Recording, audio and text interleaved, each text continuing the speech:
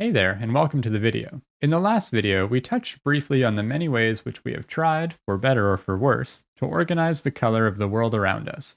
And in future videos, I'll be going more in depth on the specific aspects of color. But before we can get into all this, there is some more preliminary information I think it is important to discuss that will help clarify some common misconceptions that stem from how we talk about color.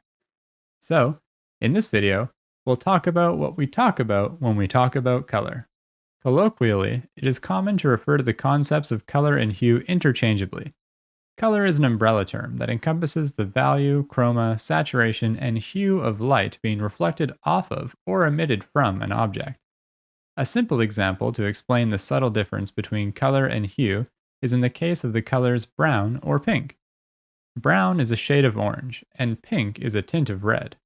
There is no brown or pink hue on the color wheel, but while brown is not a hue, it is a color. The primary that brown is derived from, orange, could be both a color and a hue. This is analogous to the old saying, all squares are rectangles, but not all rectangles are squares. All hues are colors, but not all colors are hues. And just to be clear, I'm not advocating for changing the name of the color wheel to the hue wheel or anything as pretentious as all that, but I do think that it is important for artists to understand the difference. Let's go back to that earlier breakdown of color as an umbrella term that refers to the combination of value, chroma, saturation, and hue. By now, if you've watched my previous videos on color, we've grappled with the concept of hue enough to have a fairly good grasp on it.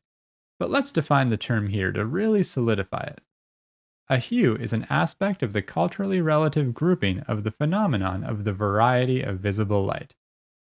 As a quick note, I am hesitant to define hue within the specific context of the visible spectrum, because, as we'll go into in a coming hue-specific video, there are actually extra spectral hues that do not correspond to wavelengths of light, but are perceivable nonetheless.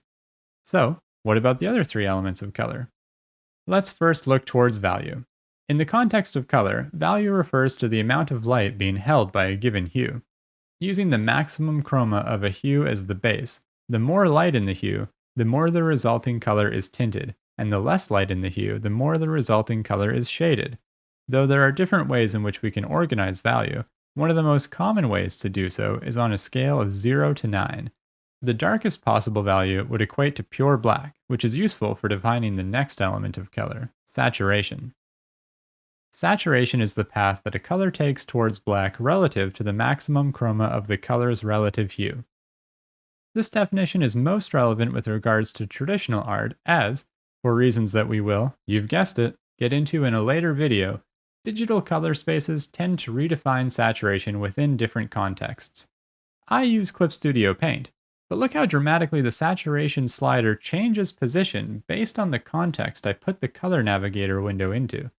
I personally believe that our use of digital color spaces is what confuses most people about the difference between saturation and chroma, because it is here that they are often manipulated simultaneously without distinction. The final element of color, the aspect of color that I think is most esoteric to artists and non-artists alike, chroma. Chroma and saturation are similar and often used interchangeably, as they both relate to the vibrancy of color. But they are in fact very different, and the distinction between them is quite important. Chroma is the maximum distance that a hue can take from neutral gray. Denoting the relevant hue is most important when talking about chroma because different hues have brighter or darker chroma than one another. For instance, yellow has a bright chroma and blue has a dark chroma. I snuck a few undefined terms into the video earlier on, tint and shade, but let me sneak just one more in here, tones. These three terms define how color neutralizes. The term tint refers to the direction that a hue takes towards pure white. The term shade refers to the direction that a hue takes towards pure black, and the term tone refers to all of the possible in-betweens from the maximum chroma to neutral gray. Enough with the technical definitions. Let's talk about a more subjective way in which we talk about color. Color feel. While color feel is a pretty broad category, one simple emotional response that we can have towards a color, or colors relative to one another, is color temperature. By this I mean whether you find a color to be either warm or cool. Generally, people tend to think of colors on this side of the color wheel as being warm, and colors on the opposite side to be more cool in comparison. But a color can be relatively cooler than another color within a particular context. If we are painting a shadow shape in an outdoor scene, where the ambient light is likely to be blue, a color that we consider to be cool, due to the light traveling through the atmosphere, we might decide to strengthen the perception of color temperature contrast in the areas of shadow by making them cooler. We can do this by hue shifting on the color wheel towards the cool direction. Meanwhile, in the same scene, the areas in light are warmer as the source of light in an outdoor scene generally comes from the warm sun. The wall of a building might have been painted with a color of paint dubbed boring corporate gray, but in our painting, as is true in our perception, especially during the time of day known as the golden hour, we might choose to paint the wall a comparatively vibrant orange.